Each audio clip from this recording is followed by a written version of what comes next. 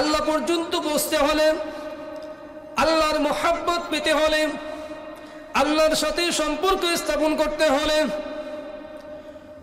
বিশ্বনবীর সুহবত ছাড়া, বিশ্বনবীর ভালোবাসা ছাড়া, বিশ্বনবীর মোহাব্বত ছাড়া, বিশ্বনবী মুহাম্মদুর রাসূলুল্লাহ সাল্লাল্লাহু আলাইহি ওয়াসাল্লামের আদর্শ ছাড়া আল্লাহ পর্যন্ত পৌঁছা সম্ভব নয়। আল্লাহ রাব্বুল আলামিন বলেন, কুল ইন কুনতুম তুহিব্বুনাল্লাহ ফাত্তাবিউনি ইউহিব্বুকুমুল্লাহ ওয়া ইয়াগফির লাকুম যুনুবাকুম ওয়াল্লাহু গফুরুর রহিম। ইয়া রাসূলুল্লাহ, হে আমার প্রিয় নবী, আপনি আপনার উম্মতদেরকে জানায় দেন, কুল, আপনি জানায় দেন, ইন কুনতুম তুহিব্বুনাল্লাহ, যদি তোমরা আমি আল্লাহর ভালোবাসা পেতে চাও, আমি আল্লাহকে মুহাব্বত করতে চাও, আমি আল্লাহর সাথে সম্পর্ক স্থাপন করতে চাও, তাহলে শুধু সরাসরি আমি আল্লাহ পর্যন্ত পৌঁছা যাবে না। ফাত্তাবিউনি ইউহিব্বুকুমুল্লাহ। নবী গো, আপনি আপনার উম্মতদেরকে, সাহাবায়ে কেরামকে জানায়া দেন, তারা যেন আপনি নবীর অনুসরণ করে, অনুকরণ করে, ইত্তিবা করে আপনার আদর্শ যেন মেনে চলে। যারা আপনার আদর্শ মেনে চলবে, যারা আপনার অনুসরণ করবে, তারা আমি আল্লাহর মুহাব্বত পাবে। যারা আপনার অনুসরণ করবে না, তারা আমি আল্লাহর মুহাব্বত কুরসিন কালে অর্জন করতে পারবে না। ويغفر لكم ذنوبكم والله غفور رحيم। আপনাকে কেউ যদি অনুসরণ করে, তাহলে 1 নম্বর পুরস্কার, তারা আমি মাওলার ভালোবাসা, মুহাব্বত পাবে। আর 2 নম্বর পুরস্কার হচ্ছে, যারা আমি আল্লাহর প্রিয় মাহবুব, প্রিয় বান্দা, প্রিয় নবী, বিশ্ব নবী মুহাম্মদুর রাসূলুল্লাহ সাল্লাল্লাহু আলাইহি ওয়াসাল্লামের অনুসরণ, অনুকরণ যারা করবে, আদর্শ যারা মেনে চলবে, 2 পুরস্কার তাদের জন্য আমি আল্লাহ রেখে দিলাম। তা হচ্ছে ওয়ায়াগফির লাকুম যুনুবাকুম, আমি আল্লাহ ওই বান্দা বান্দীদেরকে চিরতরে জাহান্নাম থেকে মুক্তি দিয়ে তাদের উপরে ক্ষমা ঘোষণা করে দিলাম। ওয়াল্লাহু গফুরুর রহিম। আর তারা যেন জেনে রাখে আমি আল্লাহ অত্যন্ত ক্ষমাশীল এবং দয়াশীল। জোরে বলেন সুবহানাল্লাহ। আল্লাহ রাব্বুল আলামিন আল্লাহর মুহাব্বতকে, আল্লাহর ভালোবাসাকে, আল্লাহর সাথে সম্পর্ক স্থাপন করাকে নির্ভর করে দিয়েছেন, ঝুলিয়ে রেখেছেন রাসূলের আনুগত্য, অনুসরণ, ইত্তিবা আর আদর্শ মানার উপরে। যদি কেউ রাসূলের আদর্শ মানে, আমি আল্লাহর মুহাব্বত অর্জন করতে পারবে। আমার রাসূলের যারা অনুসরণ করবে না, তারা আমি আল্লাহর মুহাব্বত পাবে না। আমরা জানি দুনিয়াতে মানুষ মানুষকে ভালোবাসে, মানুষ মানুষকে মুহাব্বত করে, মানুষ মানুষের সাথে আন্তরিকতা রাখে 4টা কারণে। এই 4 কারণে মানুষ মানুষকে মুহাব্বত করতে পারে, মানুষ মানুষকে ভালোবাসতে পারে, মানুষ মানুষের সাথে আন্তরিকতা রাখতে পারে। 1 নম্বর, জামাল, বাহ্যিক সৌন্দর্য। বাহ্যিক সৌন্দর্য যদি কারো ভিতরে থাকে, তাহলে দেখবেন মানুষ তার পেছনে পাগল হয়ে যায়। বাহ্যিকভাবে কোনো ছেলে যদি সুশ্রী হয়, কোনো মেয়ে যদি সুশ্রী হয়, তাহলে সেই ছেলে, সেই মেয়ের পিছনে অনেক মানুষ দৌড়ায়। 2 নম্বর, কামাল, কামালিয়াত। যদি কারো ভিতরে কামালিয়াত থাকে, তাহলে দেখবেন ওই ব্যক্তির পিছনে পিছনে মানুষ দৌড়াতে থাকে। কেউ যদি জায়গায় বসে অলৌকিক কিছু ঘটনা দেখাতে পারে, পানিকে মাটি করে দিতে পারে, মাটিকে পানি করে দিতে পারে, আবার পানিকে আগুনে পরিণত করতে পারে। দেখবেন সে যদি উলঙ্গ পীর হয়, সে যদি মোসারু পীর হয়, পড়ানো যদি কিছুই না থাকে, তাহলেও সে ওই ব্যক্তির পিছনে পিছনে দৌড়ায়। 2 নম্বর। 3 নম্বর, নওয়াল ইহসান। কারো ভিতরে যদি কারো অনুগ্রহ থাকে, কারো উপরে কারো অনুগ্রহ থাকলে, যে অনুগ্রহ করলো, ইহসান করলো, তো ইহসান দাতার উপরে সেই ইহসানকৃত ব্যক্তি সারা জীবন কৃতজ্ঞ থাকে কিনা? আমি একজনকে 500 টাকা দিয়ে সহযোগিতা করলাম, সারা জীবন যে সে যতদিন বেঁচে থাকবে আমার উপরে সে দুর্বল থাকবে, দেখলে সালাম দেবে। 3 নম্বর, করাবাত, আত্মীয়তার সম্পর্ক, রক্তের সম্পর্ক যদি কারো সাথে থাকে, তাহলে এই সম্পর্কের কারণে মানুষ মানুষকে ভালোবাসে। তো 4টা কারণে দুনিয়াতে মানুষ মানুষকে ভালোবাসে।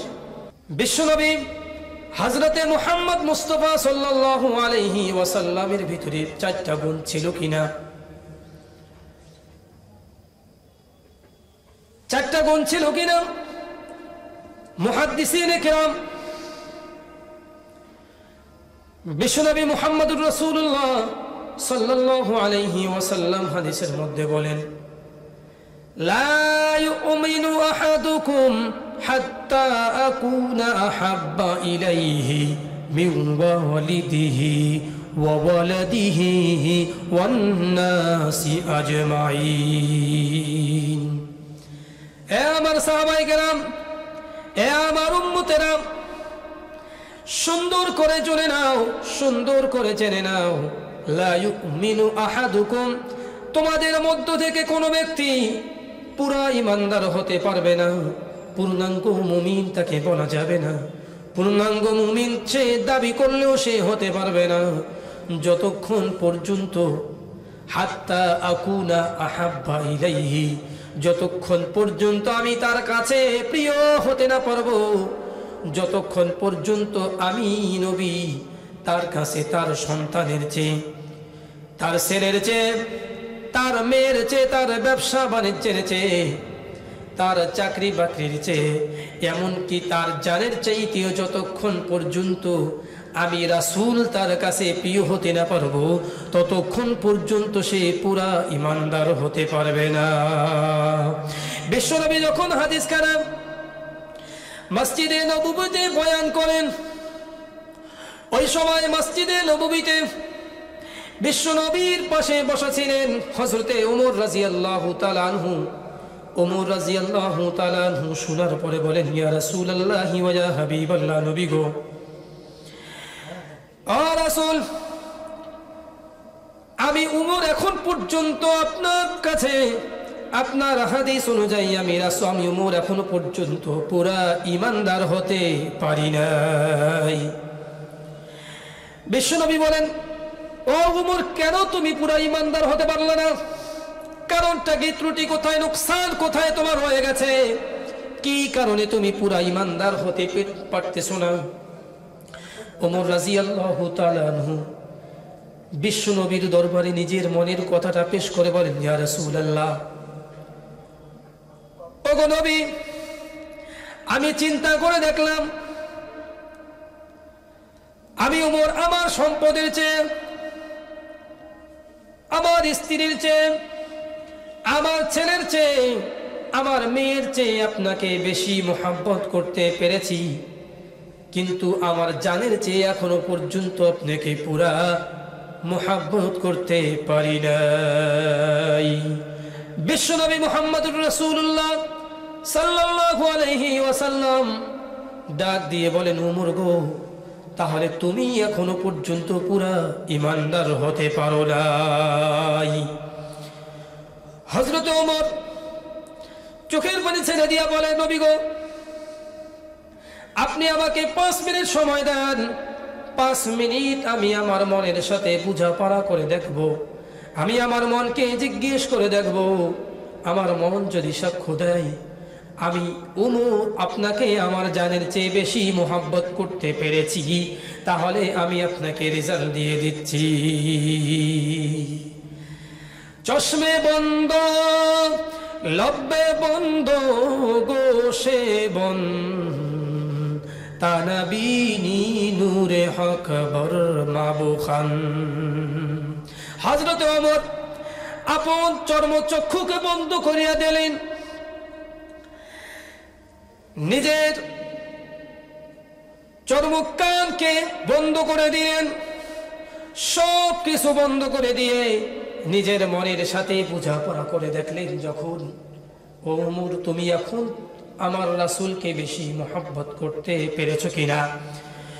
হযরত ওমরের মন সাক্ষী দেয়, ওমর তুমি রাসূলের দরবারে সাক্ষ্য দাও, তুমি ওমর এখন রাসূলকে তোমার জীবনের চেয়েও বেশি মহব্বত করতে পেরেছো। হযরত ওমর রাদিয়াল্লাহু তাআলা আনহু আল্লাহর নবীর দরবারে আবেদন পেশ করলেন, ইয়া রাসূলুল্লাহি ওয়া ইয়া হাবিবাল্লাহ, হুজুর গো আমি আমার মনের সাথে বোঝাপড়া করে দেখলাম আমি উমর এখন নিজের জানের চাইতেও আপনাকে বেশি ভালোবাসতে পেরেছি। বিশ্বনবী ঘোষণা করলেন, আল্লাহ না ইয়া উমারু, ও উমর এখন তুমি উমর পুরা ইমানদার হইতে পেরেছো। এই হাদিস খারাপ বুখারী শরীফে এসেছে, মুসলিম শরীফে এসেছে, মিশকাতে এসেছে। বুখারীর বিখ্যাত ব্যাখ্যা গ্রন্থ, এর ব্যাখ্যাকার আল্লামা বদরুদ্দিন আইনি সাহেব রহমতুল্লাহি আলাইহি এই হাদিসের ব্যাখ্যায় বলেন যে মানুষ মানুষকে মোহাব্বত করে 4টা কারণ। নাম্বার 1 জামাল, নাম্বার 2 হলো কামাল, নাম্বার 3 ইহসান, নাম্বার 4 করাবাত। এই 4টা আমার নবীর ভিতরে ছিল কিনা এক একটা উদাহরণ দিয়ে আমি আমার আলোচনার ইতি টানব। হযরতে বদরুদ্দিন আইনি সাহেব রহমতুল্লাহি আলাইহি বলেন, আমার নবীর ভিতরে কেমন সৌন্দর্য ছিল, জামালিয়াত কেমন ছিল, বাহ্যিক সৌন্দর্য কেমন ছিল। আম্মা জান আয়েশা রাদিয়াল্লাহু তাআলা বলেন, আমি একদিন তাহাজ্জুদ নামাজ পড়ার পর দিনের বেলা আমি কিছু সেলাইয়ের কাজ করেছিলাম। সেলাইয়ের কাজ শেষ হলে পরে আমি খাতার মধ্যে সুই ঢুকায় রাখছিলাম, সেই অপূর্ণাঙ্গ কাজটা, অসমাপ্ত কাজটা সমাপ্ত করবার জন্য। আমি আয়েশা তাহাজ্জুদ নামাজ পড়ার পর সুই সুতা নিয়ে বসে গেলাম কিছু সেলাই করবার জন্য। হঠাৎ আমার হাত থেকে আমার সুইটা পড়ে যায়। সুই পড়ে গেলে পরে অন্ধকারের মধ্যে আমি আমার সুইখানা খুঁজে পাইতেছিলাম না। সুই কোথায় গেল, সুচ কোথায় গেল, আমার খোঁজার কোনো শক্তি ছিল না। ঘর আমার অন্ধকার ছিল, অন্ধকারে আমি সুই খুঁজে পেলাম না।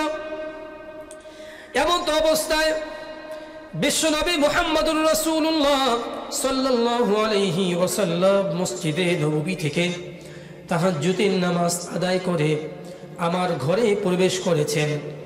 আমি দেখলাম আমার বিশ্বনবী যখন আমার রুমের ভিতরে প্রবেশ করে, আমার হুজরায়, আমার কামরায়, আমার রুমে, আমার ঘরে প্রবেশ করার সঙ্গে সঙ্গে আমি দেখি পুরো একটা বাতি জ্বলে গেল। আমি দেখি আমার কামরায় প্রবেশ করার সঙ্গে সঙ্গে বিশ্বনবীর চেহারা মনে হয় যেন সূর্য উঠে গেছে। সূর্য উঠলে যেরকম পরিষ্কার হয়ে যায়, কোনো অন্ধকার থাকে না, আমার ঘরটা সেরকম আলোকিত হয়ে গেল। এমন আলোকিত হলো আমি আমার হারানো সুইখানা পেয়ে গেলাম। আম্মা জান আয়েশা রাদিয়াল্লাহু তাআলা আনহা বলেন, জামালে হুসনে ইউসুফ পর फकत आशिक जुलेखा थी,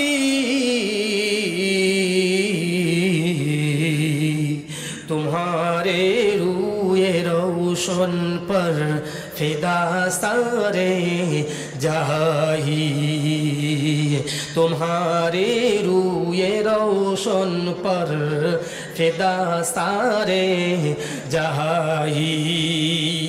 আম্মা জান ডাক দিয়ে বলে, এ আরবের মহিলারা, তোমরা শুনেছ হযরত ইউসুফ নবী আলাইহিস সালাতু ওয়াস সালামের সৌন্দর্য এমন ছিল। হযরত ইউসুফ নবী যখন সৌন্দর্য দেখেছে, তার চেহারা দেখার পর মিশরের মহিলারা নিজের পেট কেটে ফেলেছে, নিজের হাত কেটে ফেলেছে, নিজের আপেল কেটে ফেলেছে। আবার নবীকে কেউ যদি দেখে তাহলে তার কলিজা পর্যন্ত কেটে যায়।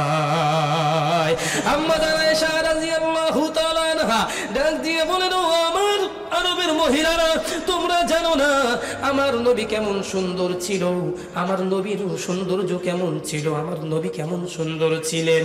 ও আরবের মহিলারা, শুনে রাখো গো, যখন পূর্ণিমার চন্দ্র ডুবে যায়, যখন সূর্য ডুবে যায়, যখন চাঁদ ডুবে যায়, তখন দিনের বেলা সূর্য থাকে আলোয় আলোকিত হয়ে যায়। যখন মানুষের সূর্য ডুবে যায়, অস্ত চলে যায়, আমার সূর্য আমার কামরায় উদিত হয়। নম্বর 1। 2 নম্বর হলো আমার নবীর কামালিয়াত কেমন ছিল। কামালিয়াত ছিল কি ছিল না? নবীকে মুহাব্বত করব কিসের দাবিতে? কেন নবীকে মুহাব্বত করব? নবীর মধ্যে কোনো কিছু মুহাব্বতের আছে কিনা একটু দেখেন। হযরতে জাবের রাদিয়াল্লাহু তাআলা আনহু রওয়ায়াত করেন, খন্দকের যুদ্ধ, কাফেররা, আউস খাজরাজ গোত্র যারা ছিল, মদিনার সকল ইহুদিরা, সকল খ্রিস্টানেরা, আরবের সকল কাফেরেরা ঐক্যমত হয়ে গেছে, জোট বেঁধেছে, বিশ্ব নবীর নাম নিশানা পর্যন্ত থাকবে না, নাম মুছে ফেলবে, আরবের মানচিত্রে মুহাম্মদ বলতে কেহই থাকবে না। উহুদের তারা, উহুদ, বদর এ জাতীয় যুদ্ধের তারা প্রতিশোধ গ্রহণ করবে। সকল কুফরি শক্তিগুলো এক প্ল্যাটফর্মে চলে গেছে। বিশ্বনবী মুহাম্মদুর রাসূলুল্লাহ সাল্লাল্লাহু আলাইহি ওয়াসাল্লাম নিজেই খন্দক পরীক্ষা খনন করতেছে। সাহাবায়ে কেরাম পরীক্ষা খনন করেন, আল্লাহর নবী সাহাবায়ে কেরামের সাথে পরীক্ষা খননের মধ্যে নিয়োজিত। সবাই অনাহারে অর্ধহারে, খাবার কিছু ছিল না। দীর্ঘদিন পর্যন্ত সামান্য কিছু খেজুর খেয়ে তারা কাল নিপাত করতেছে, জীবনযাপন করতেছে। খাবার কিছু নেই। সাহাবায়ে কেরাম রাসূলের দরবারে এসে বলতেছেন, ইয়া রাসূলুল্লাহি ওয়া ইয়া হাবিবাল্লাহ, আর পারি না গো নবী, নবী গো, আর পারি না, আমাদের আর চলার কোনো সুযোগ নাই, একটু মেহেরবানি করেন, আমাদেরকে কোনো কিছু ব্যবস্থা করা যায় কিনা। হযরতে বিশ্বনবী সাল্লাল্লাহু আলাইহি ওয়াসাল্লাম নিজের কাপড়খানা উঠে দিয়ে সাহাবায়ে কেরামকে দেখিয়ে বলেন, ও আমার সাহাবায়ে কেরাম, তোমরা দেখো, তোমরা একটু চোখ দিয়ে দেখো, আমি নবীর পেটের মধ্যে কয়টা পাথর বাঁধা। হযরত জাবের রাদিয়াল্লাহু তাআলা আনহু বলেন, আল্লাহর নবী বিশ্বনবী যখন নিজের পেটের থেকে কাপড়খানা উঠাইলেন, নিজের পেটের থেকে কাপড়খানা উঠানোর সঙ্গে সঙ্গে আমি জাবর দেখি আমরা আমাদের পেটের মধ্যে একটা করে পাথর বেঁধেছি, আর বিশ্বনবী তার পেটের মধ্যে 3-3টা পাথর বেঁধেছে।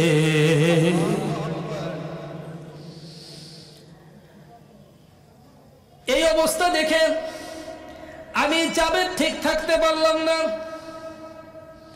1300 সাহাবী খন্দক খনন করতেছে, মদিনার চতুর্পাশে পাহাড়কে পিছনে রেখে পরীক্ষা খনন চলতেছে, প্রস্তুতি চলে, সকল কুফরি শক্তিগুলো একদিকে চলে গেছে। অত্যন্ত নাজুক অবস্থা, রাসূল আমার পরেশান হয়রান হয়ে গেছে, কি হবে। আমি জাবের দৌড় দিয়ে বাড়িতে চলে গেলাম। বাড়িতে যাওয়ার পরে বিবিকে বললাম, বিবি গো, তোমার কাছে কোনো কিছু খাবার আছে নাকি? কোনো কিছু খাবার আছে নাকি? নবী আমার 3 দিন পর্যন্ত 7 দিন পর্যন্ত অনাহারে, আমরা পাথর বেঁধেছি একটা, নবী আমার পাথর বেঁধেছে 3টা, আছে নাকি কোনো খাবার? বিবি গো, বিবিকে জিজ্ঞেস করলাম, কোনো খাবার আছে? বিবিকে জিজ্ঞেস করার পর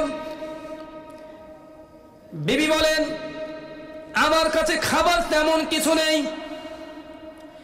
ছোট একটা ছাগলের বাচ্চা আছে, সেই ছাগলটা জবাই দিলে পরে হয়তো বা 3 থেকে 4 কেজি গোশত হতে পারে। আর আমার কাছে 1 শ পরিমাণ আটা আছে, যেই আটাগুলো 10 থেকে 15 জন মানুষ কষ্ট করে খেতে পারবে, এর বেশি আমার কাছে কিছু নাই। হযরতে জাবের রাদিয়াল্লাহু তাআলা আনহু ছাগলের বাচ্চাটাকে জবাই করে দিলেন, আটাগুলোকে খামিরা তৈরি করে আটা বানাবার জন্য তার বিবিকে নির্দেশ দিয়ে দিলেন, বিবি গো, তুমি আটা খামিরা করে তুমি আটা খামিরা করে তুমি রুটি তৈরি করতে থাকো, আর এই গোশত পাক করতে থাকো, আমি রাসূলকে গিয়ে দাওয়াত জানিয়ে আসি। হযরতে জাবেরের স্ত্রী জাবের রাদিয়াল্লাহু তাআলা আনহুকে বললেন, ও আমার স্বামী, আপনি রাসূলের সাথে বেশি মানুষকে দাওয়াত দিয়েন না, রাসূলকে একা দাওয়াত দিলে রাসূল হয়তো শুনবে না, রাসূল হয়তো তার সাথে আরো অনেক মানুষ নিয়ে আসবে, 2 জন বা 4 জন নিয়ে আসবে, আপনি রাসূলের সাথে 2-3 জন আসার অনুমতি দিবেন, এর বেশি যেন না হয়, এর বেশি যদি হয় তাহলে আমরা রাসূলের মেহমানদারি বেশি করাইতে পারবো না। হযরতে জাবের রাদিয়াল্লাহু তাআলা আনহু আল্লাহর নবীর কাছে গিয়ে সালাম দিলেন, আসসালামু আলাইকুম ইয়া রাসূলুল্লাহি ওয়া ইয়া হাবিবাল্লাহ, ও নবী, আমি জাবেরের বাড়িতে আপনার আজকে দাওয়াত হয়ে গেল, আমি দাওয়াত দিচ্ছি, নবী গো, আপনি আমার বাড়িতে দাওয়াত গ্রহণ করবেন, আপনি একা যেতে পারবেন না, তবে আমার সাথে হয়তো আপনার সাথে আপনি 2 বা 3 জনকে সাথে নিতে পারবেন, এর বেশি আপনি নিতে পারবেন না। এই কথা বলার সঙ্গে সঙ্গে বিশ্বনবী মুহাম্মদুর রাসূলুল্লাহ সাল্লাল্লাহু আলাইহি ওয়াসাল্লাম সকল সাহাবায়ে কেরামকে ডাক দিয়া বললেন, ইয়া মাশারাল আনসারি ওয়াল মুহাজিরিন, এ আনসার মুহাজির সাহাবীরা, তোমরা শুনে রাখো, আজকে দুপুরে জাবেরের বাড়িতে দাওয়াত হয়ে গেল। জাবের রাদিয়াল্লাহু তাআলা আশ্চর্য হয়ে গেলেন, কি ব্যাপার, রাসূলকে দাওয়াত দিলাম একা, সেখানে হয়ে গেল 1300 সাহাবী, কিভাবে কি করব? কি করে, আমাদের বাড়িতে যদি একজনকে আমরা দাওয়াত দেই, সেখানে যদি 1000 মানুষ আসে, তাহলে আমাদের নিয়ন্ত্রণ ঠিক থাকবে? অবশ্যই না। দাওয়াত ছিল 2 থেকে 4 জনের, আল্লাহ নবী দাওয়াত দিয়ে দিলেন 1300 সাহাবী। সাহাবায়ে কেরামকে নিয়ে বিশ্বনবী মুহাম্মদুর রাসূলুল্লাহ সাল্লাল্লাহু আলাইহি ওয়াসাল্লাম জাবেরের বাড়িতে যাচ্ছেন। হযরতে জাবের রাসূলের কাছ থেকে অনুমতি নিয়ে আগে বাড়ি চলে গেলেন। বাড়ি গিয়ে বলেন, স্ত্রী গো, সর্বনাশ হয়ে গেছে, আমি বুঝতে পারি নাই, রাসূলকে দাওয়াত দেওয়ার সঙ্গে সঙ্গে আমার রাসূল যত সাহাবী ছিল খন্দক খননের মধ্যেই সকল সাহাবীকে আমার নবী দাওয়াত দিয়ে ফেলেছে। এখন কি করব? রাসূল আসার পর জাবেরের মুখে দেখা যায় পেরেশানির ছাপ, চিন্তার ছাপ। বিশ্বনবী জিজ্ঞেস করে, জাবের গো, তোমার কিসের পেরেশানি? কি জন্য তুমি পেরেশানি করতেছো? কেন তুমি এত চিন্তিত? একটু খুলে বলো। হযরতে বিলাল ডাক দিয়া বলেন, হযরতে জাবের ডাক দিয়া বলেন, ইয়া রাসূলুল্লাহি ওয়া ইয়া হাবিবাল্লাহ, হুজুর গো, এত সাহাবীর খাবার তো আমার বাড়িতে আজকে আয়োজন করা হয় নাই। বিশ্বনবী ডাক দিয়া বলেন, জাবের, তোমার কোনো টেনশন নাই, তোমার কোনো চিন্তা নাই। তুমি যেই পাতিলে খাবার তৈরি করেছো সেই পাতিলটা আমাকে একটু দেখাও। আর যেই পাতিলে খমর করেছো, সেই পাতিলটা খামিরা করেছো, সেই পাতিলটা আমাকে একটু দেখাও। বিশ্বনবী মুহাম্মদুর রাসূলুল্লাহ সাল্লাল্লাহু আলাইহি ওয়াসাল্লাম ওই গোশতের পাতিলের মধ্যে সামান্য কিছু লালা আর খামিরার পাতিলের ভিতরে সামান্য কিছু লালা দিয়ে বললেন, ঢাকনা লাগাইলাম, তোমরা আর খুলবা না যতক্ষণ পর্যন্ত আমি নবী খুলতে না বলবো। বিশ্বনবী বললেন, সেখান থেকে গোশত দিতে থাকবা, ঢাকনা খুলবা না, আর খামিরা থেকে খামিরা তৈরি করতে থাকবা, সেখান থেকেও তোমরা ঢাকনা নামাবা না। সকল সাহাবায়ে কেরাম খাওয়ার পর আমি নবী যখন তোমাদেরকে খুলতে বলবো তখন তোমরা এর ঢাকনা খুলবা। হযরতে জাবের রওয়ায়াত করেন, বর্ণনা করেন, আমার নবী ঢাকনা লাগিয়ে দিলেন, আর আমার বিবি আশেপাশের প্রতিবেশী মহিলাদেরকে নিয়ে খামিরা তৈরি করে তখন আটা সেকা শুরু করে দিল। এক এক করে 1300 সাহাবী পেট পুরে খায়। আমার পাতিলের থেকে 1 ইঞ্চি গোশত কমলো না, আর 1 ইঞ্চি খামিরাও কমলো না। বিশ্বনবী ডাক দিয়া বলেন, খাবার পরে জাবের গো, তোমার গোশত কমেছে কিনা? না হুজুর। তোমার পাতিলের থেকে খামিরা কমেছে কিনা? না হুজুর। বিশ্বনবী বলেন, যদি এই পাতিলের ঢাকনা না খুলে কিয়ামত পর্যন্ত তোমরা খাও, কিয়ামত পর্যন্ত খাইতে পারবা, এর থেকে কোনোদিন কমবে না।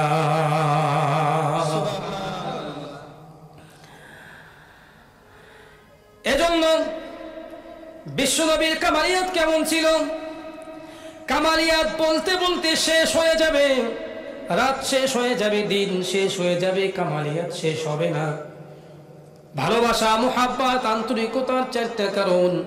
4 কারণের মধ্যে প্রথম কারণ জামাল আমার রাসূলের মধ্যে ছিল কিনা। দ্বিতীয়, কামাল আমার নবীর ভিতরে ছিল কিনা। তৃতীয় হলো ইহসান আমার নবীর ভিতরে ছিল কিনা। প্রত্যেকটার এক একটা উদাহরণ দিয়ে আমি আলোচনা শেষ করে ফেলব। ইহসান কেমন ছিল? সবচেয়ে প্রবীণ সাহাবী, সবচেয়ে বয়স্ক সাহাবী, মুরব্বী সাহাবী হযরতে সালমান ফারসি রাদিয়াল্লাহু তাআলা আনহু।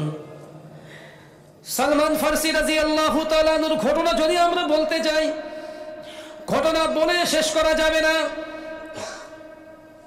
হযরতে সালমান ফারসি রাদিয়াল্লাহু তাআলা আনহু একজন ইহুদি মুনিবের গোলাম ছিল। ইহুদি মুনিবের গোলাম ছিল। সেই ইহুদি মুনিব তাকে বৃদ্ধ অবস্থায় কিনে নিয়েছিল। বৃদ্ধ অবস্থায় কিনে নিলে হযরতে সালমান ফারসি রাদিয়াল্লাহু তাআলা আনহু ইহুদি মুনিবের কাছে একটু সুযোগ চাইলেন রাসূলের সাথে দেখা করবে। যখন উনি অমুসলিম ছিল, ওনার বাড়ি ছিল পারস্যের মধ্যে।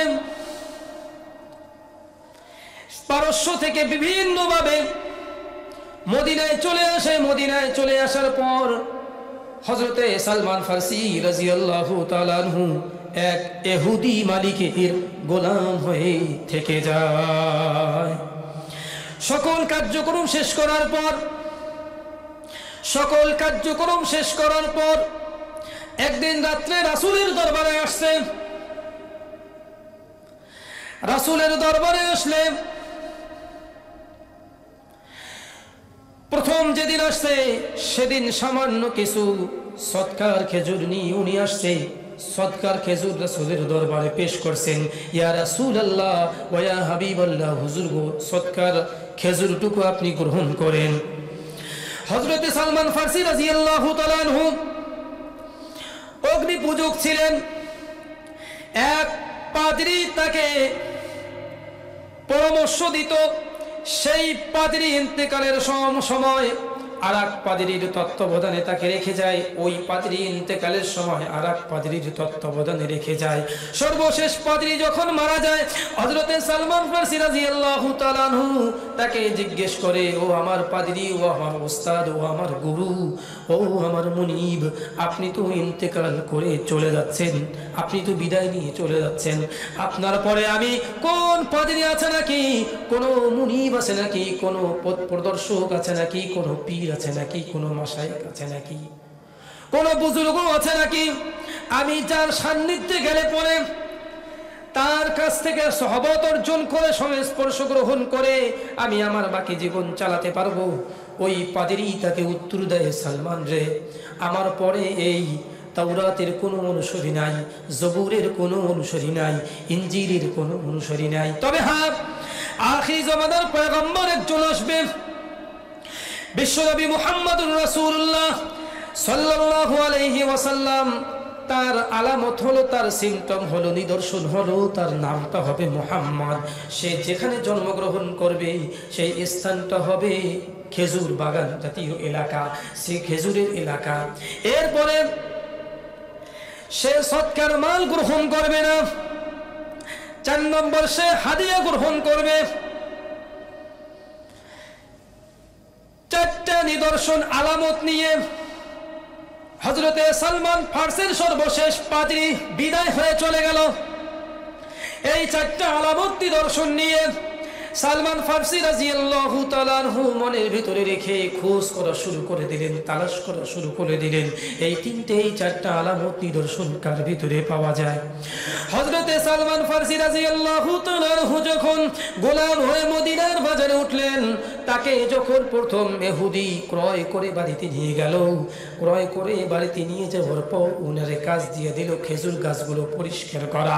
হযরতে সালমান ফারসি বলে, আমি খেজুর গাছ একদিন পরিষ্কার করতেছিলাম, এমন তো অবস্থায় আমার মুনিব এসে মুহাম্মদ নামের এক ব্যক্তিকে গালাগালি করতেছে আর বলতেছে, মদিনার মধ্যে মুহাম্মদ নামে এক লোক আসলো যারা আমাদের বুতগুলোকে, আমাদের লাত মানাত উজ্জাকে গালি দিতেছে, আমাদের বাপ দাদার ধর্মকে গালি দিতেছে, বিভিন্ন গালিগালাজ করতেছে। ওই লোকটা এত খারাপ, ওই লোকটার মতো খারাপ আর সারা পৃথিবীর মধ্যে পাওয়া যাবে না।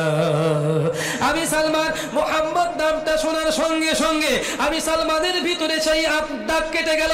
আমি সালমান মনে মনে ভাবলাম, আমার সেই পাদ্রী, সর্বশেষ পাদ্রী মুরব্বির কথা শেষ হয়ে গেল, চলে গেল, মনে পড়ে গেল যে আমার পাদ্রী বলে গিয়েছিল শেষ জমানার উম্মত, শেষ জমানার উম্মতের জন্য যিনি প্রদর্শক হবে, যিনি বিশ্ব নবী, আখিরি নবী হবে, ওনার নামটা হবে মুহাম্মাদুর রাসূলুল্লাহ সাল্লাল্লাহু আলাইহি ওয়াসাল্লাম।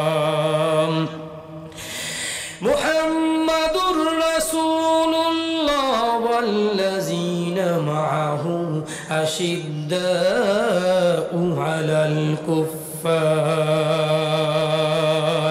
আল্লাহ রাব্বুল আলামিন ডাক দিয়ে বলেন, ও আমার বান্দা বান্দিরা, আমার মুহাম্মদ এটা নতুন কোন মুহাম্মদ নয়, এটা কোন পাদ্রী নয়, এটা কোন লাত নয়, মানাত নয়, উজ্জা নয়, আমার মুহাম্মদ হলো আমি আল্লাহর রাসূল। সালমান ফারসি রাদিয়াল্লাহু তাআলা আনহু বলেন, মুহাম্মদ নাম শোনার সঙ্গে সঙ্গে আমার প্রথম আলামত আমি পেয়ে গেছি। প্রথম আলামত পাওয়ার পর দ্বিতীয় আলামত তালাশ করার জন্য আমি একটু চিন্তা করলাম।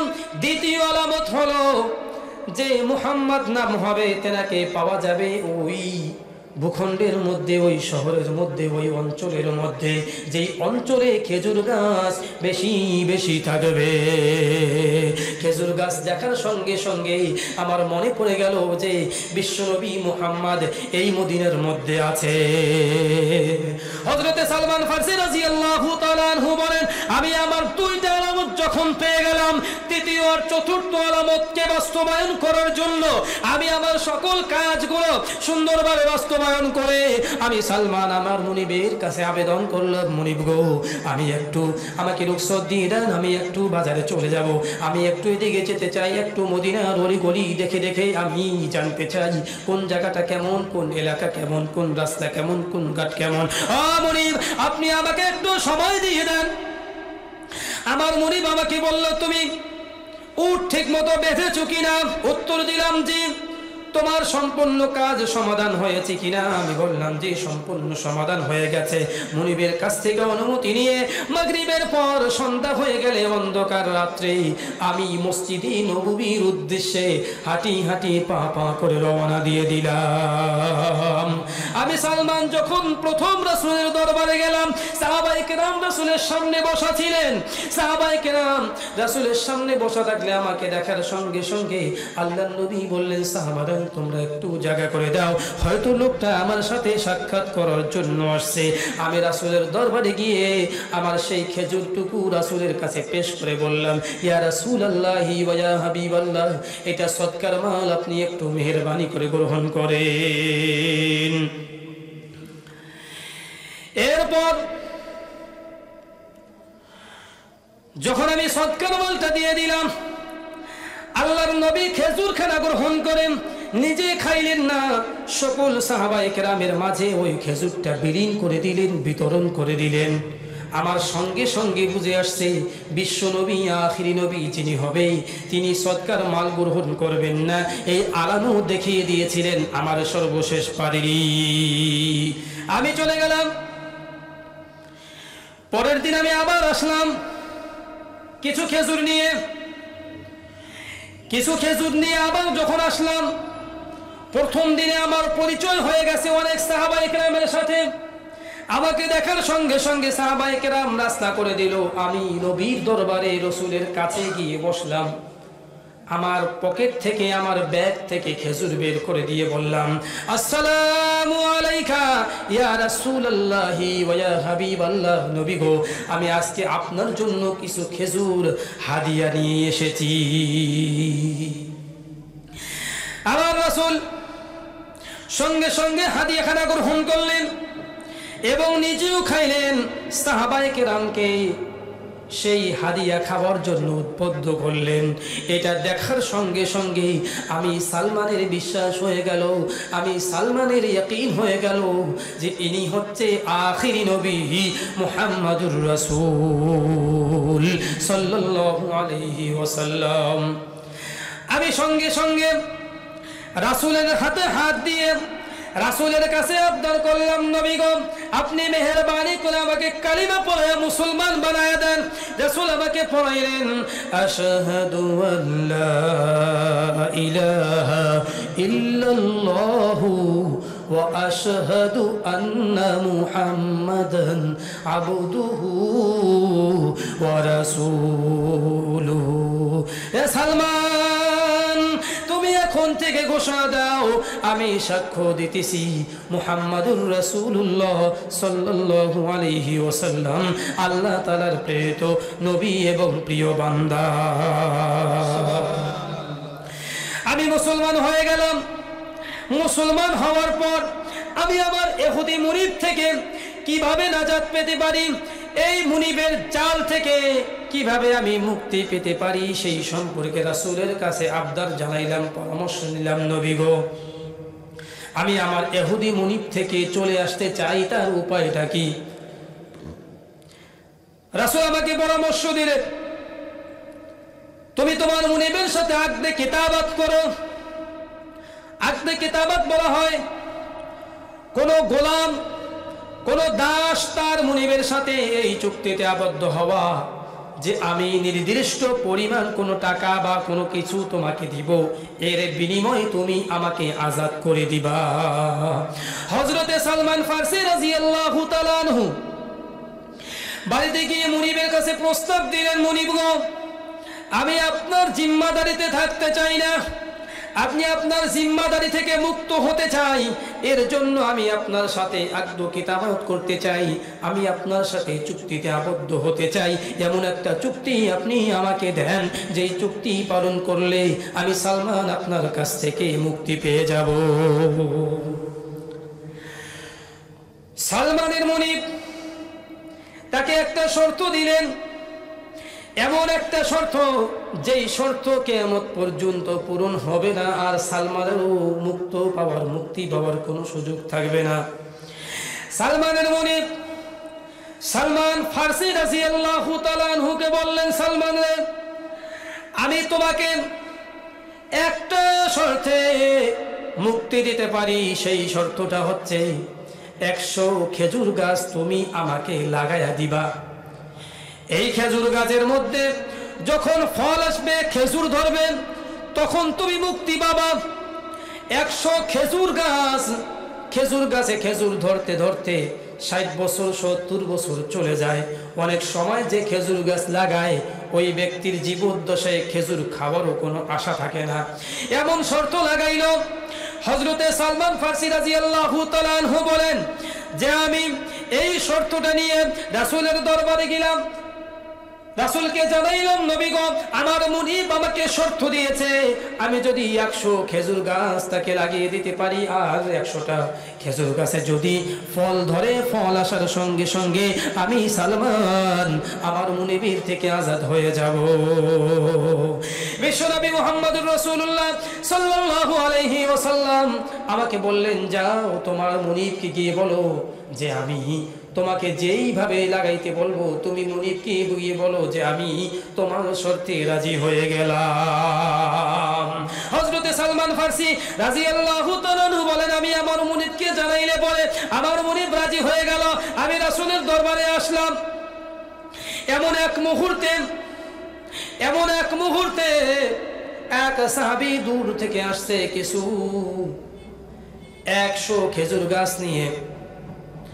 সাহাবায়ে কেরামের মধ্য থেকে এক সাহাবী 100 খেজুর গাছ নিয়ে রাসূলের দরবারে উপস্থিত হয়ে গেছে। নবী, আমি আপনাকে 100 খেজুর গাছ হাদিয়া দিব। নবী বলেন, কেন হাদিয়া দিবা, আর কিভাবে বা তুমি এই খেজুর গাছগুলো সংগ্রহ করলা? ওই সাহাবী বলেন, ইয়া রাসূলুল্লাহ ওয়া ইয়া হাবিবাল্লাহ, আমি যখন প্রথম মুসলমান হয়েছিলাম, আমি একজন অমুসলিমের দাসী, আমি একজন অমুসলিমের দাস, আমি তার গোলাম। আমার মনে মনে নিয়ত ছিল যে আমি আল্লাহর নবীকে 100 খেজুর গাছের চারা হাদিয়া দিব। ওই 100 খেজুর গাছ নিয়ে আল্লাহর নবী সাহাবায়ে কিরামকে বললেন, ও আমার সাহাবারা, 100 খেজুর গাছ নাও, চলো সালমান ফার্সির মুনিবের বাড়িতে আমরা খেজুর গাছ লাগাইতে যাই। সালমান ফার্সি রাদিয়াল্লাহু তাআলা আনহুর বাড়িতে খেজুর গাছ লাগানোর জন্য যখন গেল, জায়গা দেখায়া দিও।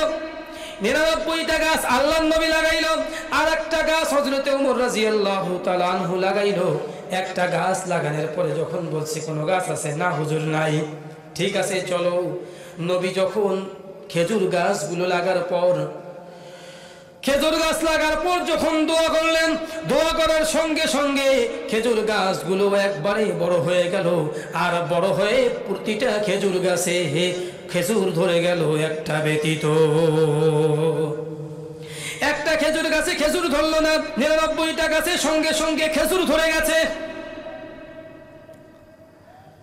99টা গাছে খেজুর ধরলো, একটাই ধরলো না।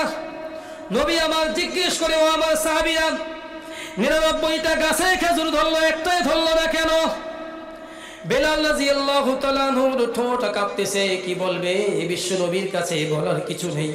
যদি লুকায় তাহলেও সমস্যা, আর যদি বলে তাহলেও সমস্যা।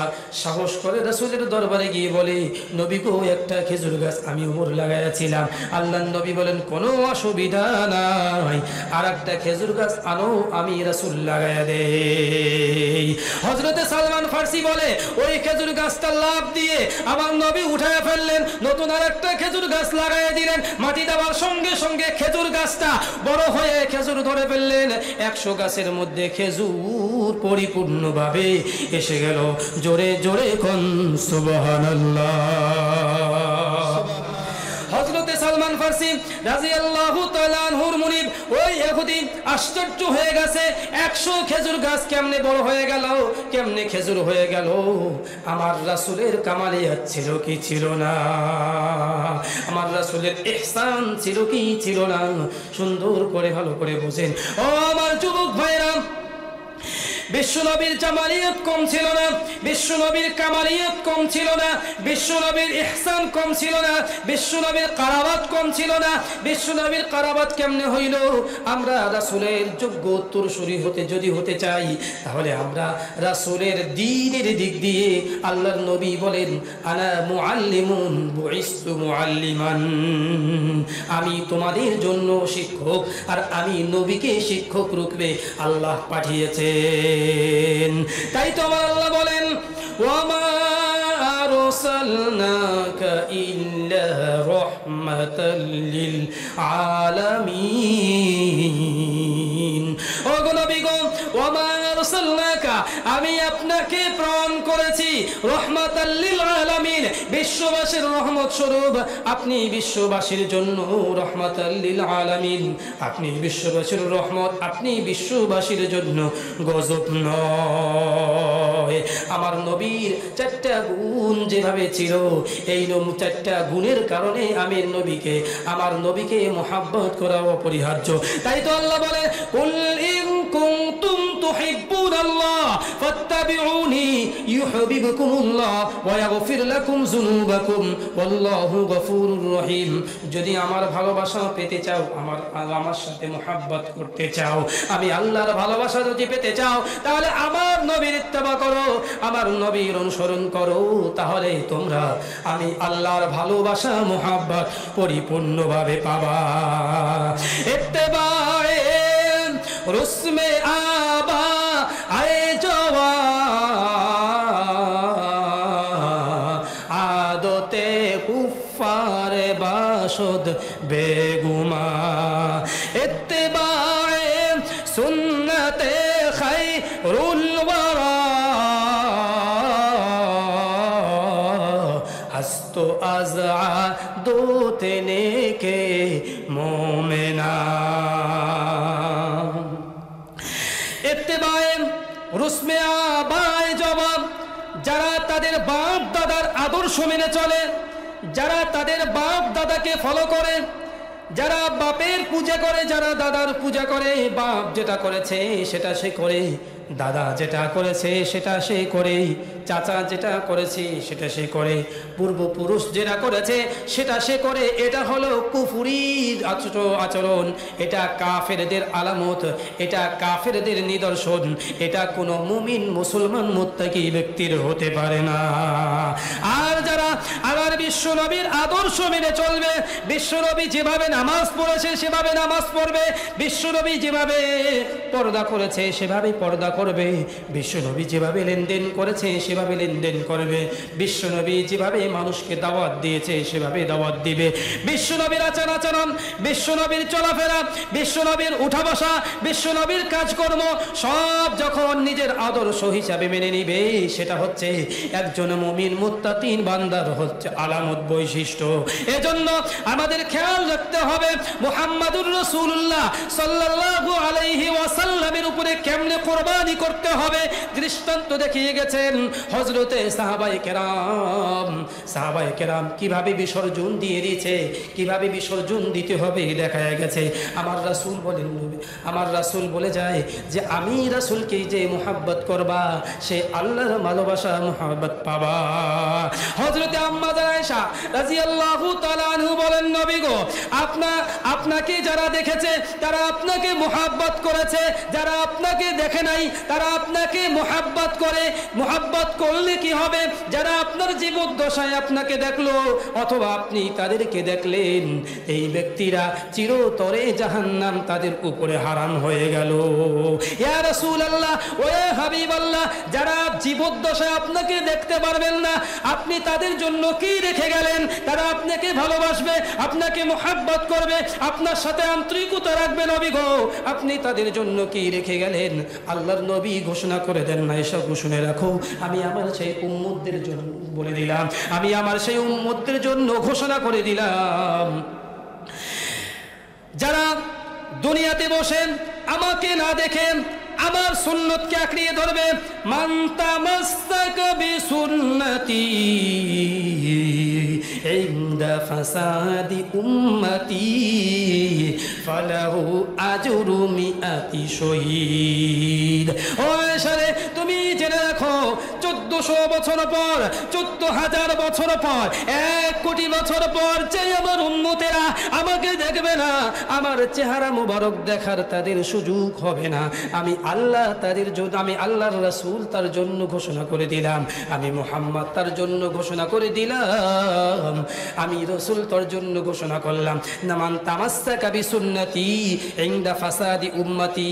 সংকটময় অবস্থায় যেই সময় মানুষের হাতে আগুনের অঙ্কার হাতে নেওয়া সহজ হয়ে যাবে ঈমান ধরে রাখার চেয়ে, ওই সময় যেই ব্যক্তি আমার সুন্নতকে আঁকড়িয়ে ধরবে, আমার আদর্শকে আঁকড়িয়ে ধরবে, আমার আদর্শকে আঁকড়িয়ে ধরবে, আমার সুন্নতকে আঁকড়িয়ে ধরবে, তারা ফালাহু আজরু মিআতি শহীদ।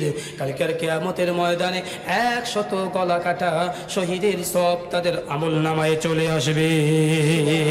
এজন্য আমি আমার মুসলমান ভাইদের প্রতি উদাত্ত আহ্বান জানাবো, মা বোনদের প্রতি উদারত আহ্বান জানাবো, রাসূলের ভালোবাসা অপরিহার্য, রাসূলের আদর্শ মানা অপরিহার্য। যদি আল্লাহর ভালোবাসা, আল্লাহর মুহাব্বত যদি পেতে চাই, তাহলে রাসূলের ভালোবাসা অপরিহার্য। যদি আমরা রাসূলকে ভালোবাসতে না পারি, যদি আমরা রাসূলের মুহাব্বত অন্তরে জায়গা দিতে না পারি, তাহলে কশ্চিন কালেও আল্লাহ পর্যন্ত পৌঁছা সম্ভব নয়। আল্লাহ তাআলা আমাদের সকলকে রাসূলের সুন্নতকে আঁকড়ে ধরার তৌফিক দান করুক, সুন্নতকে আঁকড়ে ধরে রাসূলের মুহাব্বত অন্তরে পয়দা করার তৌফিক দান করুক। সকলে বলি আমিন। ওয়া আখিরু দাওয়ানা আলহামদুলিল্লাহি রাব্বিল আলামিন। আসসালামু আলাইকুম ওয়া রাহমাতুল্লাহ।